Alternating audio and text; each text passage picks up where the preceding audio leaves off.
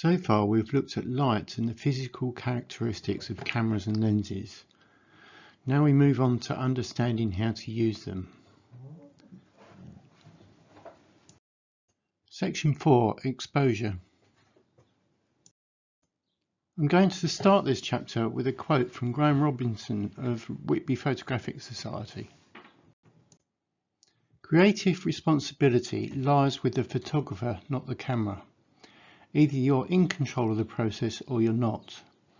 If you want to control the creative outcome, then understanding the end-to-end process of exposure is required so that you can intervene rationally to control the outcome. Exposure is about getting the desired amount of light onto your sensor. It's controlled by three things: shutter speed, aperture, and ISO. So let's find out what each of them is.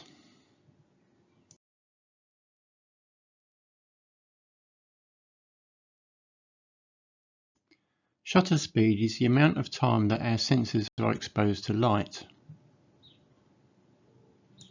Cameras typically have shutter speeds ranging from 30 seconds to 1/4000th of a second. They also allow the user to open the shutter manually for an indefinite period. Here are three pictures taken at different shutter speeds.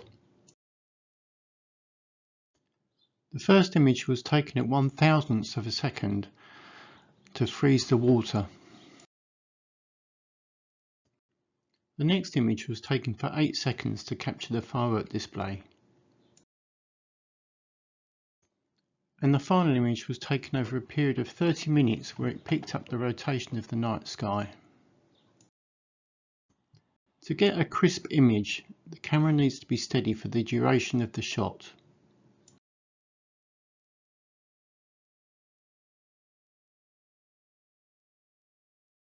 Keeping the camera steady for the duration of the shot requires some thought. If you have a long lens, when you look through the viewfinder, the chance is the subject is not going to look very steady. It's a bit like looking through a pair of binoculars. To get a steady shot, you need to make sure you have the camera held close to your face with one hand, with the lens supported with the other. Even so, the image is not that still. This means you need a fairly quick shutter speed to eliminate camera shake. Conversely, if you take the same shot with a wide-angle lens, the effect is less pronounced. This means you can get away with a shorter shutter speed. To work out what you can get away with, there's a simple rule of thumb: 1 divided by the focal length. For example, if we're using a 200mm lens, the shutter needs to be at least 1/200th of a second. For a 20mm lens, the shutter needs to be 1/20th or above. If you go below these thresholds, you're going to need a tripod. If it's a windy day, you need to up the threshold as the chance of camera shake increases. In fact, the sheer act of pressing the shutter causes camera shake. However, there are ways to release the shutter without touching it. These include using a 2-second timer, a cable release, a remote control, or even an app on your phone. The 1/focal length rule has been used for generations. Now there are lenses with image stabilization and cameras with in-body image stabilization. Both of these allow you to reduce shutter speed minimums. If you have a camera on a tripod, it's best to turn image stabilization off.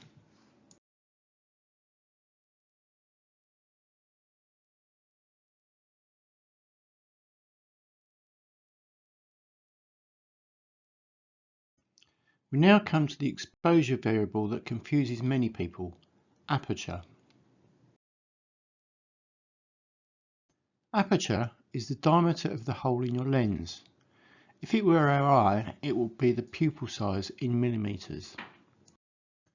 The aperture settings in your camera are written something like 4, 5.6, 8, 11, etc. So what does this mean? Well, they are in fact fractions, so 4 means a quarter and 8 means an eighth. They describe the diameter of the aperture as a fraction of the focal length.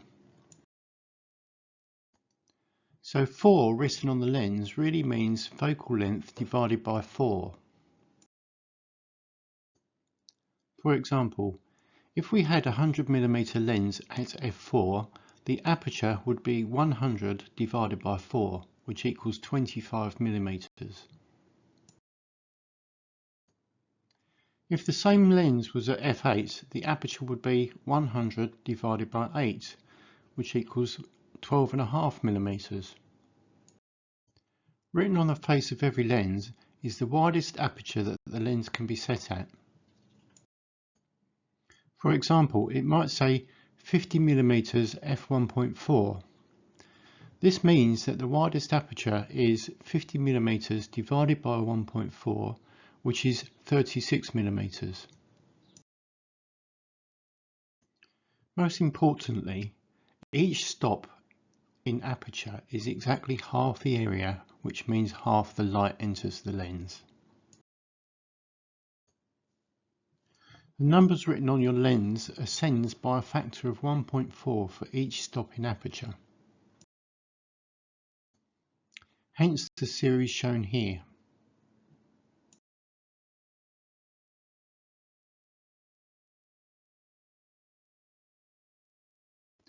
In the previous chapter, we learnt how the camera achieves point focus. We now understand that aperture is the size of our pupil, where each stop in aperture allows half the light into our cameras.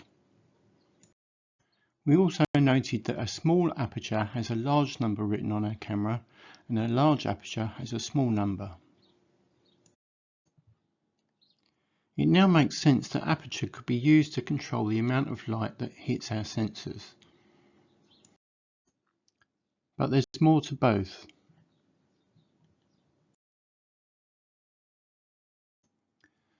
Perfect focus is not actually a single point.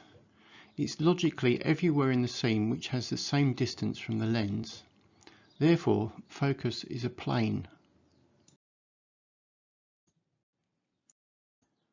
Way in front of the focus plane, our image is blurred. Close to the focus plane, the image is acceptably sharp. Immediately behind the focal plane, the image is also acceptably sharp.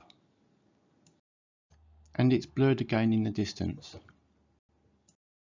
The combined areas of acceptable sharpness are known as depth of field, where anything outside the area is unacceptably blurred. To confuse matters, depth of field is different for each new picture we take. What affects depth of field? To control our depth of field, we primarily use aperture. A small aperture has a deep depth of field and a large aperture has a shallow depth of field. From the diagram on the right, you can see that the depth of field expands as the aperture size is reduced. Focus distance plays a big role in depth of field too. As you focus nearer the lens, the depth of field drops. And as you focus further into the distance, your depth of field gets longer. The longer lens we have, the shorter the depth of field. And finally, sensor size plays a role in depth of field. As we've already discovered, the same lens on a larger sensor has a longer focal length. This longer focal length means a shallower depth of field. Clearly, depth of field is a complicated subject. In an attempt to make things a bit clearer, here are some everyday examples. 1. I wanted to take a nice crisp landscape shot. As I want as much of the scene as possible in my shot, I'd use a wide angle lens which has a greater depth of field. I'd also use a smaller aperture which increases the depth of field further. 2.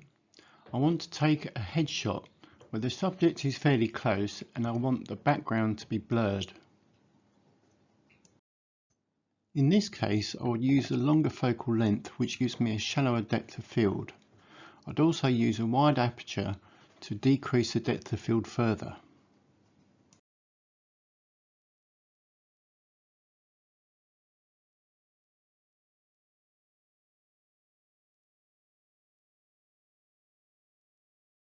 The last slide was a lot to digest in a short space of time. If we concentrate just on the aperture with regard to exposing our photos, here are a few principles in relation to light.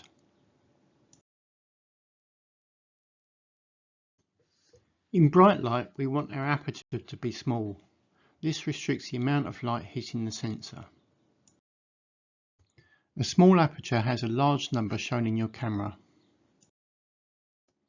A small aperture has a large depth of field.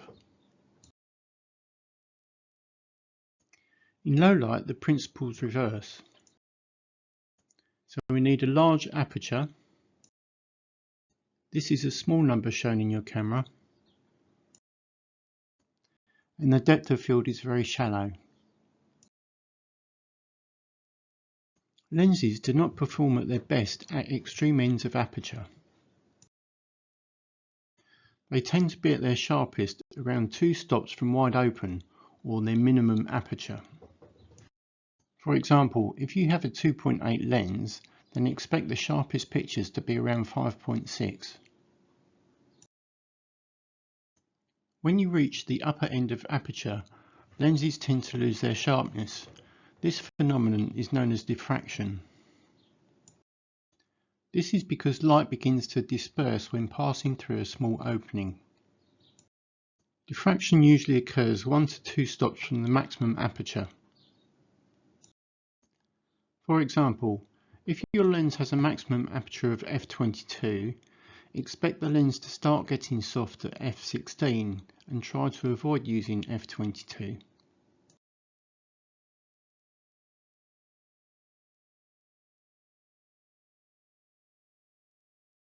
So far, we've discovered that depth of field is the range of acceptable focus. We've also discovered that it's dependent on several things like aperture, focal length and focus distance. But we haven't yet decided where to focus. If we go back to one of my everyday examples of taking a headshot, where do we focus? The answer is the eyes. If you take pictures of people, the eyes are the first thing our brain connects with. As a matter of coincidence, the eyes, in distance terms, sit around 1/3 of the way from the tip of your nose to your ears. If we now take the other example I gave of a landscape photo, the options of where to focus become a bit more challenging. As I've just said, depth of field is approximately 1/3 in front of the focus point to 2/3 behind. So the rule of thumb is to focus 1/3 of the way from the foreground to the background. There is a more technical way of calculating exactly where to focus. This is called the hyperfocal distance. Hyperfocal distance is the distance you need to focus on to get the depth of field to touch infinity. It's not something you can easily judge, it's a value you need to look up. The exposure value app that I recommended earlier in this course has a hyperfocal distance calculator on it. You can also get another app called PhotoPills which does the same job. Interestingly, the app also tells you the near point of your depth of field, so you know whether your foreground is in focus too. There are occasions, especially in landscape photography, where the depth in the scene exceeds the depth of field you can achieve. To solve this, you need to take several shots and merge them in software. This is called focus stacking. The simplest example of this would be to take one shot of the foreground and another for the background.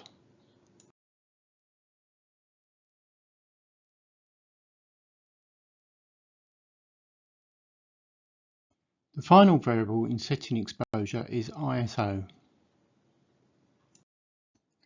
Back in the era of film photography, films were given a speed rating which reflected their emulsion sensitivity to light.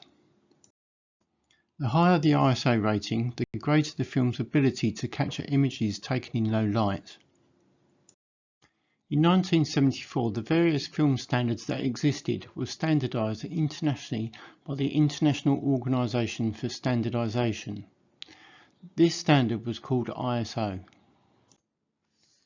This scale has since been adopted to describe a digital sensor's ability to brighten a picture.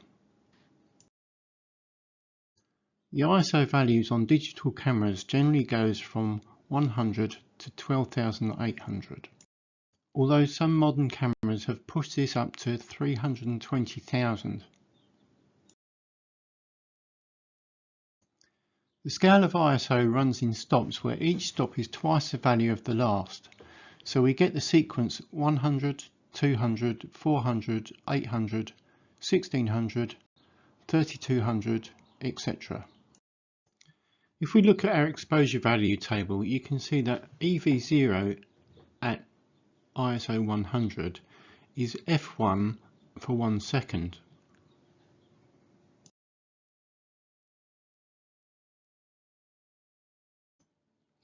On the adjacent table we have EV values for ISO 3200. This is 5 stops up from ISO 100. Here the exposure value is -5. In other words, the camera can see in much dimmer light.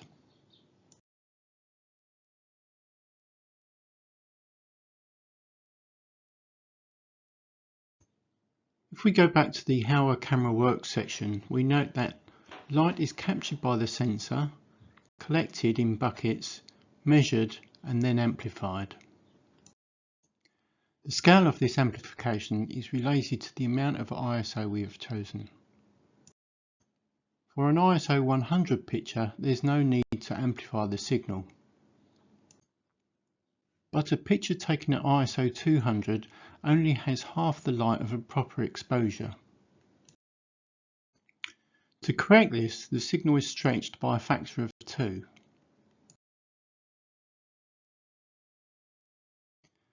This signal amplification is much the same as turning up the volume. When we reach ISO 12800, the signal is being stretched by a multiple of 128 times its original size. Any errors in the original signal are magnified. This creates visible errors in our picture called noise.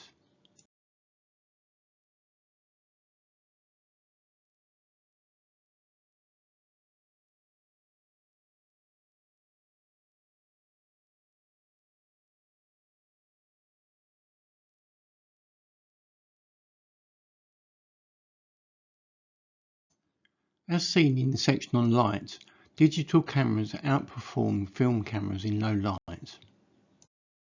However, they're not immune to problems. This photo is an underexposed picture taken in fairly low light, and it's starting to fall apart.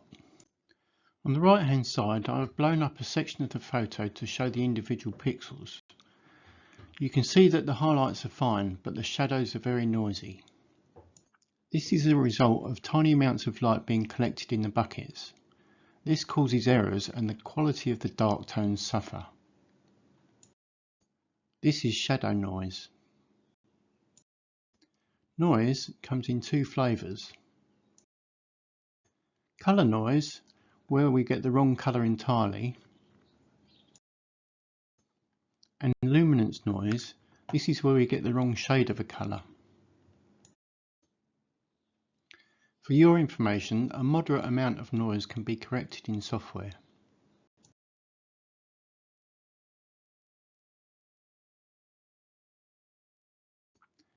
As we've discovered, pumping up your ISO creates noise. Unfortunately, this is not the only gremlin attaching to ISO. When we increase our ISO, we decrease the camera's dynamic range. The chart below displays the dynamic range in stops against ISO for 4 cameras. The green line is a Fujifilm GFX 100S. The orange line is a Fujifilm X-T4. The black line is a Canon 750D. And the blue line is the iPhone. The conclusions drawn from this graph are as follows. Each camera has a different dynamic range. The more recent cameras perform better than older cameras. And most importantly, dynamic range drastically reduces as ISO increases.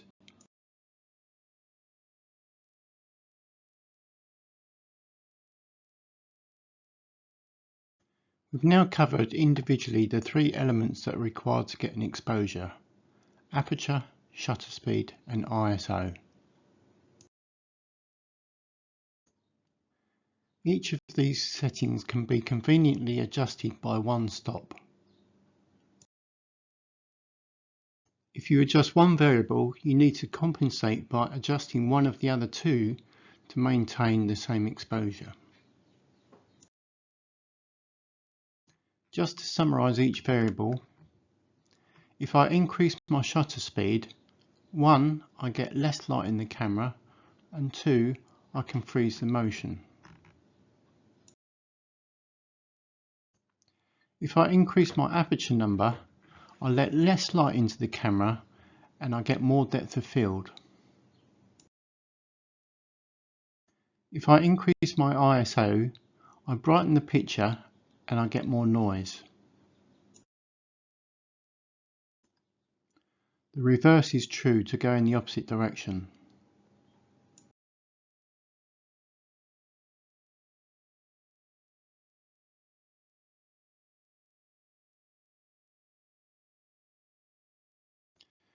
The triangle of exposure diagram is a very clear way of saying everything is interrelated.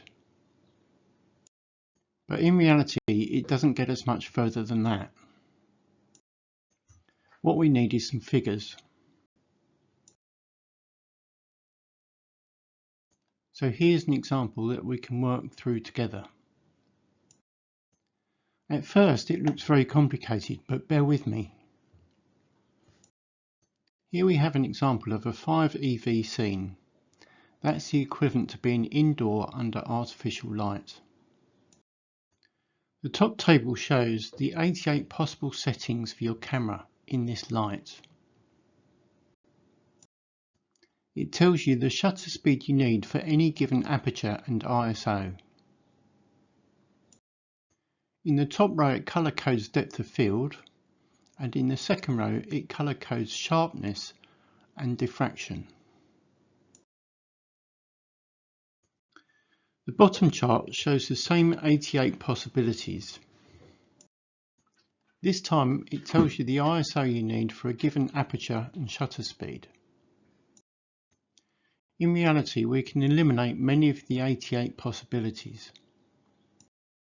Let's say the scene is static and we're using a tripod, so we don't need to worry about shutter speed. Let's say our lens has a minimum aperture of f4. Let's say that we want to avoid diffraction. We want the best quality shot, which equals the lowest noise, and we want a reasonable depth of field. The answer we get is f11 for 4 seconds at ISO 100.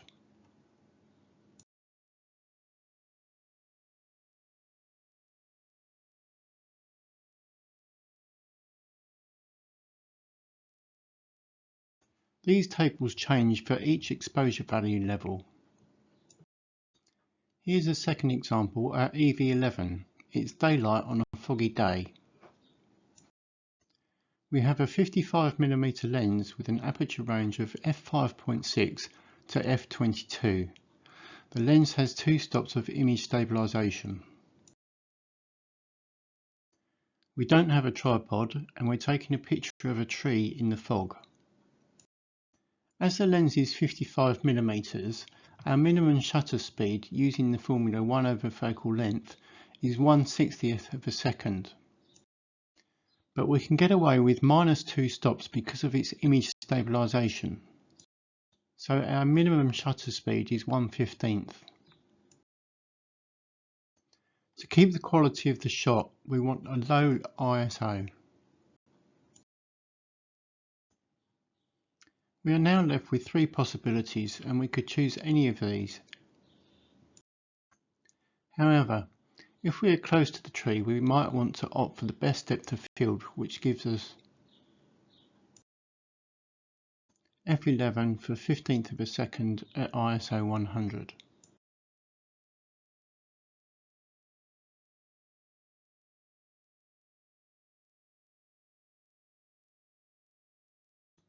From the last 2 examples, it's clear that we can narrow down the possible permutations of aperture, shutter speed and ISO. Luckily, our cameras are programmed to help with this job. If you leave your camera on auto, it will invariably get you a shot. You can also use your scroll wheel to check out the other options it's suggesting. But that's where it ends for auto. Going back to the quote by Graham Robinson where he says, "The creative responsibility lays with the photographer, not the camera." He's right. The camera doesn't know it's on a tripod. The camera doesn't know it's trying to get a fast shutter speed to freeze action. And the camera doesn't know you want to blur the background in a portrait. If you switch to shutter priority, then you get to set the shutter speed and everything else is done for you. If you switch to aperture priority, then you set the aperture and the camera does the rest. And finally, if you shoot on manual, you get to choose everything.